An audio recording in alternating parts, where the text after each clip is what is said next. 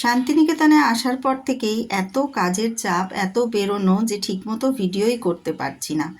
টুকটাক যাও বা করছি, কিন্তু সেগুলো এডিট করতে বসা আর হচ্ছে না। সেদিন গেছিলাম মহামায়া হোটেলে খেতে। এটা শান্তিনিকেতনের বিখ্যাত একটা হোটেল, স্টেশন থেকে খুব কাছেই।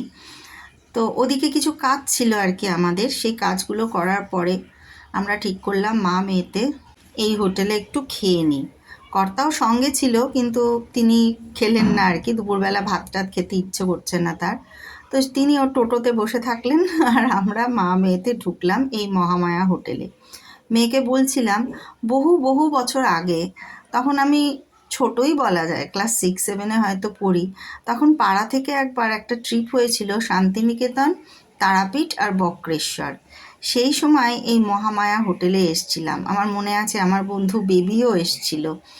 তো সবাই মিলে এই মহামায়া হোটেলে খেয়েছিলাম। পুরনো স্মৃতি মনে থেকে যায়। এদের খাবার কিন্তু ভীষণ ভালো, একদম ঘরোয়া খাবার। ভাত ডাল তরকারি যেরকম বাড়িতে হয়, মাছের ঝোল। কিন্তু এটার মজা হচ্ছে, অন্য হোটেলের থেকে পার্থক্য হচ্ছে, সেই আমরা যেরকম নেমন্তন্ন বাড়িতে বা আগেকার দিনে বিয়ে বাড়িতে পাত পেড়ে খেতাম সবাই মিলে একসাথে, কেউ কাউকে চিনি না, সবাই আছে না, কিন্তু মুখোমুখি বসে বেঞ্চি টেবিলে বসে খাচ্ছি, সেটার একটা আলাদাই মজা। আর সেই বিয়েবাড়ির মতোই আগেকার দিনের, পাতের মধ্যে লেবু লঙ্কা পেঁয়াজ দিয়ে গেল, ছুরি আলু ভাজা দিয়ে গেল, তারপরে গরম গরম ধোঁয়া ওঠা ভাত। এ খাওয়ার মজাটাই আলাদা সবাই মিলে বসে। তো আমরা প্রথমেই আর কি টিকিট কেটে নিয়েছিলাম, কুপন সেটা দেখালাম শুরুতেই। তো কুপনে যে যেরকম খাবে, মাছ তো আছে আগেই বললাম, তার সাথে মুরগির মাংস পাঁঠার মাংস এগুলোও আছে। পাঁচমিশালো একটা তরকারি দিয়েছিল, আলু পোস্ত দিয়েছিল, আর আমরা নিয়েছিলাম মুরগির কুপন, 160 টাকা করে প্লেট। আর মুরগিটা ছাড়া বাদবাকি সব কিছু যাচাই, কতবার করে এসে যে ওনারা বললেন আর লাগবে কি না, ভাত ডাল আলু ভাজা সমস্ত কিছুই তরকারি যাচাই করে খাওয়ানো হচ্ছে। কিন্তু আমাদের আর লাগেনি, একবারেই যে পরিমাণে দিয়েছিল মানে সেটাই অনেক আমাদের কাছে। লাস্টে ছিল পাঁপড় ভাজা আর চাটনি, চাটনিটাও খুব ভালো হয়েছিল, টমেটোর চাটনি আমার খুব ভালো লাগে। তারপরে হাত ধুতে গিয়ে দেখি ওনাদের হোটেলের পেছনে বিরাট উনুন, মানে দেখেই বুঝতে পারলাম ওটা উনুন। তো মেয়েকে বললাম চল একটু ভেতরে ঢুকে দেখে আসি। ওনাদের পারমিশন নিয়ে সেই জায়গাটা আমরা দেখতে গেলাম যেখানে রান্না হয়। কাঠের জালে কত বড় বড় হাঁড়ি কড়াই, দেখে আমরা একেবারে অবাক। মানে সেই সিনেমায় দেখেছি যেরকম ব্যাপার বাড়িতে আর কি এরকম বড় বড় হাঁড়ি কড়াইতে রান্না হয়, সেই রকম। আর উনুনগুলো দেখো দাউ দাউ করে জ্বলছে, কাঠের জালে রান্না হচ্ছে, আর তাই জন্যেই রান্নার এত স্বাদ, ভীষণ ভালো খেলাম। তারপরে সেখান থেকে বেরোলাম, সেই আগেকার দিনের ঘরবাড়ির মতোই, এখনকার কোনো ছোঁয়া নেই এই হোটেলটা।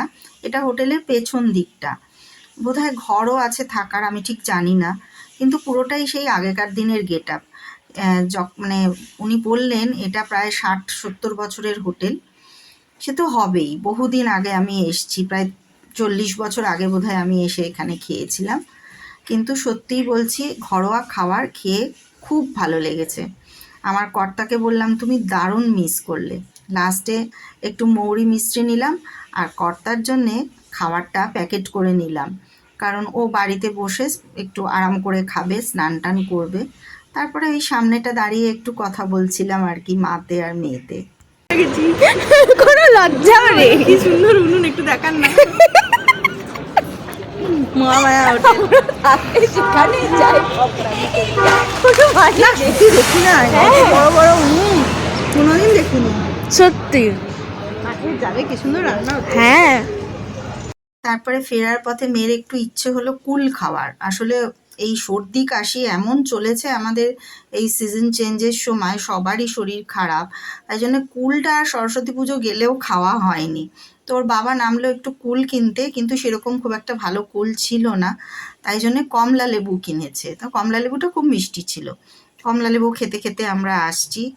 আর আমি অনেক দিন বাদে খেলাম একটা পান, সাদা পান। কর্তাই কিনে দিল, বললো এত ভালো খাবার খেলে দুপুরে এবার একটা পান খাও। সাদা পান খেলাম একটা। আর আমার হাতে দেখো ঘর মোছার ন্যাতার স্টিক মানে এই সবগুলোই কিনতে গেছিলাম সমস্ত দোকান থেকে। আর কুলও পেলাম। কর্তা বলল কুলগুলো খুব একটা ভালো না, সবুজ সবুজ, তো ওই একটা দুটো কিনেছিল আর কি। মেয়ের খুব দুঃখ হচ্ছে এবার কুল খাওয়া হলো না বলে। তো কি আর করা যাবে, আমি কুলের আচার করে রাখবো, সেটাই খাবি না হয়। ইচ্ছে আছে কয়েকদিনের মধ্যেই একটু আচার করার, অনেক দিন আচার করা হয় না। ছেলে বৌমা যে কত কী রান্না করে নিয়ে আসছে, মানে বৌমা বিশেষত আমাদের জন্যে কড়াইশুঁটির কচুরি করে নিয়ে এসেছিলো সেদিনকে, দারুণ খেলাম। মানে ওদের হেল্পের, মানে এখানে আসার পর থেকে সব দিক থেকে এত আমাদের হেল্প করছে দুটো মানুষ, ছোট ছোট, কি আর বলবো। থ্যাঙ্কস তো দেওয়া যায় না, আমার নিজেরই লোক। তো যাই হোক, একটু আচার বানাবো বৌমার জন্যে, তোমাদেরও দেখাবো।